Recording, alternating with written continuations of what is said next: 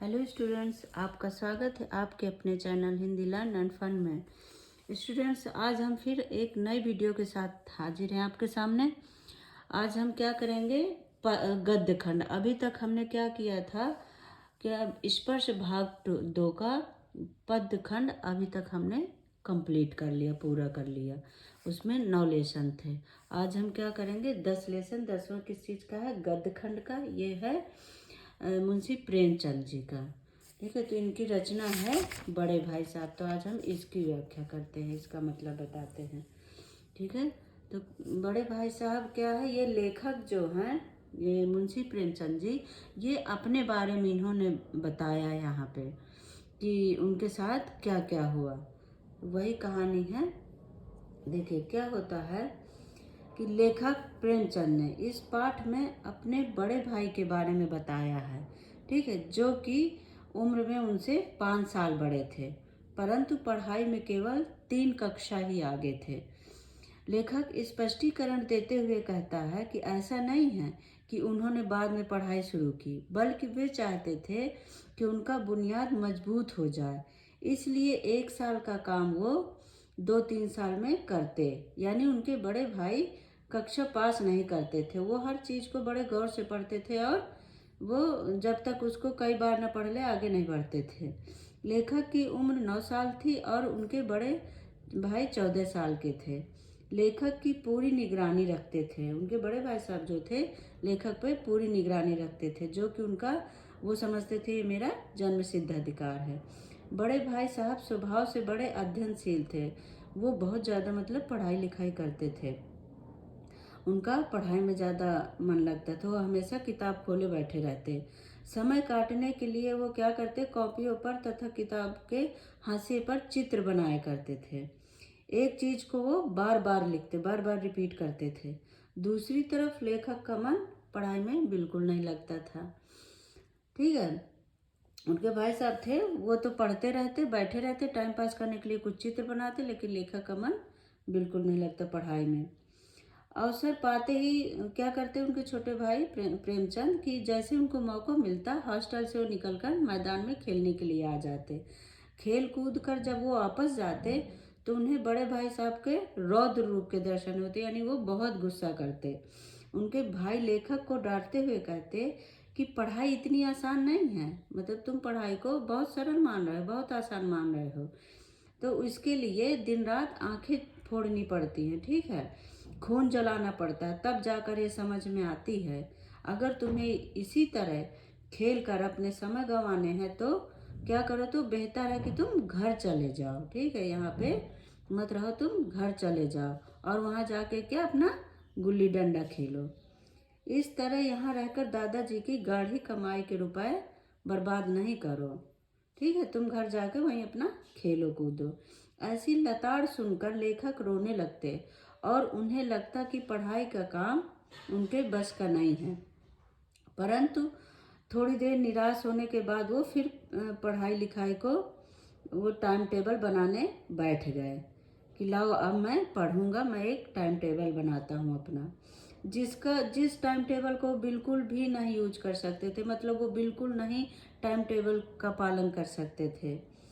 ठीक है, उन्हें क्या होता, बना तो लिया, लेकिन मैदान में जैसे वो मैदान में बच्चे खेलते, उन्हें उनका ध्यान मैदान में ही पहुंच जाता।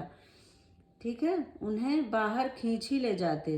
इतने फटकार के बाद भी वो लेखक खेल में शामिल होते ही होते थे। ऐसा नहीं था कि वो मतलब डांट पड़ी तो न जाए, उनका मन लगता ही नहीं था, वो पहुंच जाते मैदान में। ठीक है, अब यहाँ तक, अब दूसरा हमारा आता है पैराग्राफ। क्या है, देखिए यहाँ तक तो आपने पढ़ा कि उसके भाई साहब, लेखक के भाई साहब लेखक को डांटते हैं, पढ़ाने के लिए बोलते हैं, कहते हैं कि ये इतना आसान नहीं है। अब क्या है, आगे देखिए, उनकी सालाना परीक्षा आ गई। ठीक है, सालाना परीक्षा में बड़े भाई फिर फेल हो गए और लेखक अपनी कक्षा में प्रथम आए। उन दोनों के बीच अब 2 कक्षा की दूरी रह गई। पहले क्या था, 3 कक्षा की दूरी थी, अब 2 कक्षा की दूरी रह गई। लेखक के मन में आया कि वह भाई साहब को आड़े हाथ ले। लेखक को लगा कि मुझे बहुत डांटते थे, आज मैं भी इनको कुछ बोलूं। परंतु उन्हें दुखी देखकर लेखक ने इस विचार को त्याग दिया और खेलकूद में फिर व्यस्त हो गए। अब बड़े भाई का लेखक पर ज़्यादा दबाव न था। एक दिन लेखक भोर का सारा मतलब सुबह निकल गए और सारा टाइम खेल में बिताकर लौटे। तब भाई साहब ने उन्हें जमकर डांटा और कहा कि अगर कक्षा में अव्वल आने पर घमंड हो गया है तो यह जान लो कि बड़े बड़े आदमी का भी घमंड नहीं टिक पाता। तुम्हारी क्या हस्ती है। उन्हें क्योंकि अब वो डांटने नहीं लगे थे, ज़्यादा दबाव नहीं था और वो भी पास होते चले जा रहे थे, तो उनके भी मन में हुआ कि मैं तो पास ही हो जाता हूँ, तो वो भी पढ़ाई में ज़्यादा ध्यान नहीं देते थे। इसलिए उन्होंने अनेक उदाहरण भी दिए। क्या कहा उन्होंने, अनेक उदाहरण देकर उन्होंने लेखक को समझाया, चिताया। बड़े भाई ने बड़े भाई ने क्या कहा कि रावण का भी घमंड नहीं टिक पाया। उन्होंने ऐसे अनेक उदाहरण दिए लेखक के सामने। और फिर तुम क्या हंसती हो, ठीक है, तुम क्या समझते हो। ये ज्योमेट्री और इतिहास पर अपनी टिप्पणी की और बताए तुम क्या समझते हो कि ये बहुत सरल है, ये सब विषय बड़े कठिन है, ठीक है, इन्हें बड़े ध्यान से पढ़ना पड़ता है, इन्हें समझना पड़ता है। निबंध लेखन को उन्होंने समय की बर्बादी बताया और कहा कि परीक्षा में उत्तीर्ण करने के लिए मेहनत करनी पड़ती है, ठीक है, मेहनत करनी पड़ती, ना कि ये निबंध लिखते रहना होता है। स्कूल का समय निकट था, नहीं तो लेखक को और बहुत कुछ सुनना पड़ता। क्या था कि स्कूल का समय मतलब वो काफ़ी देर से लौटे थे तो जल्दी जल्दी तैयार हो के अब उनको स्कूल भी जाना था, इसलिए लेखक अब कुछ डांट से बच गए।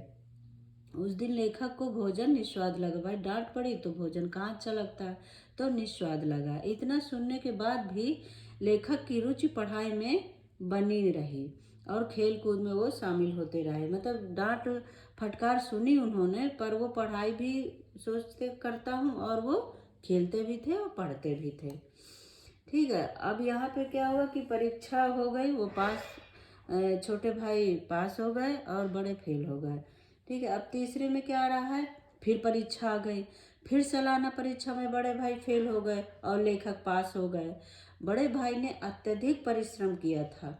इस बार बड़े भाई ने और ज़्यादा मेहनत किया था और लेखक ने कुछ ज़्यादा नहीं किया था, ऐसे ही अपना खेलते भी रहे और पढ़ते भी रहे।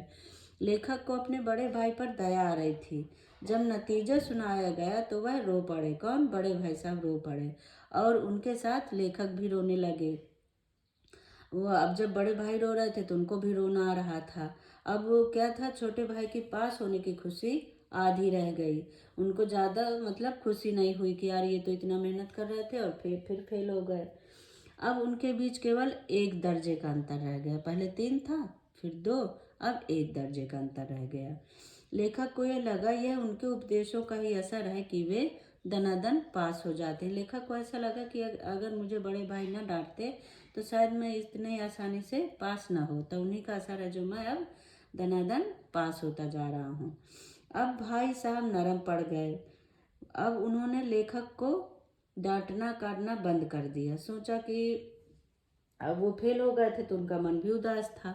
अब लेखक के मन में धारणा बन गई कि वह पढ़े या न पढ़े वह पास हो जाएंगे। लेखक को ऐसा लगा कि अब वो पढ़े या ना पढ़े वो पास हो जाएंगे, क्योंकि वो एक घमंड सा आ गया उनके अंदर। किसी को होता है ना कि बिना ज़्यादा कुछ परिश्रम किए मिल जाती चीज़ें तो उसको ज़्यादा वो अहमियत नहीं देते हैं। तो वही चीज़ लेखक के मन में आ गई। एक दिन संध्या के समय लेखक हॉस्टल से दूर कनकौवा लूटने के लिए दौड़े जा रहे थे। क्या हुआ कि कनकौवा किसको बोलते हैं, पतंग को, ठीक है क्या। तो वो कनकौवा लूटने के लिए दौड़े जा रहे थे, कौन, लेखक, ठीक है। तभी उनकी मुठभेड़, तभी सामने क्या बड़े भाई साहब पड़ गए। तो वे लेखक का हाथ पकड़ लिया और गुस्से से बोले कि तुम 8वीं कक्षा में हो, ठीक है, 8वीं कक्षा में भी आकर ये काम कर रहे हो। एक जमाने में 8वीं पास कर नायब तहसीलदार, उनको समझाते हुए बड़े भाई साहब कहते हैं कि अब तुम छोटे नहीं हो, अब तुम 8वीं कक्षा में हो। और पहले क्या होता था एक जमाने पर कि जो 8 पास होते थे वो नायब तहसीलदार हो जाया करते थे। कई लीडर और समाचार पत्र के संपादक भी होते थे 8वीं पास। परंतु तुम इसे महत्व ही नहीं देते हो, तुम इसे कुछ समझ ही नहीं रहे हो कि तुम 8 पास हो, अब 8वीं क्लास में हो अब। उन्होंने लेखक को तजुर्बे का महत्व स्पष्ट करते हुए कहा कि भले ही तुम मेरे से कक्षा में कितने भी आगे निकल जाओ, मतलब तुम पास होते चले जा रहे हो, तुम भले ही मुझसे आगे निकल जाओ, आगे कितना भी पढ़ लो, फिर भी मेरा तजुर्बा तुमसे ज़्यादा ही रहेगा। ठीक है, क्योंकि वो बड़े थे तो वो कह रहे हैं कि मेरा तजुर्बा तुमसे आगे ही रहेगा और तुम्हें समझाने का अधिकार भी रहेगा। तो इस तरह से उन्हें लेखक को डांटने लगे बड़े भाई साहब। उन्होंने लेखक को अम्मा दादा का उदाहरण देते हुए भी कहा कि भले ही हम बहुत पढ़ लिख जाएं, परंतु उनके तजुर्बे की बर्बादी नहीं कर सकते। ठीक है, जो हम कितना भी पढ़ लें, लेकिन जो हमारे बुजुर्ग हैं, हम उनके तजुर्बे की बराबरी कभी नहीं कर सकते। वे बीमारी से लेकर घर के काम काज तक में हमारे से ज़्यादा अनुभव रखते हैं। ठीक है, कब क्या कैसे करना है, ये काम कब निपटाना है, कितने खर्च में, ये सारी चीज़ें हमारे बड़े ही तय करते हैं। इन बातों को सुनकर लेखक उनके आगे नतमस्तक हो गए। लेखक को समझ में आ गया और उन्हें अपनी लघुता का, उन्हें अपनी जो छोटे हैं इस चीज़ का उन्हें अनुभव हुआ। इतने में ही एक कनकौवा उन लोगों के ऊपर से गुजरा। एक क्या पतंग ऊपर से आई। चूंकि बड़े भाई लंबे थे, इसलिए उन्होंने पतंग की डोर पकड़ ली और हॉस्टल की तरफ दौड़कर भागे। लेखक भी उनके पीछे पीछे भागे जा रहे थे। तो ये हमारा यहीं समाप्त होता है लेसन, क्या बड़े भाई साहब। ठीक है, तो इसको देखिए बड़े ध्यान से पढ़ना।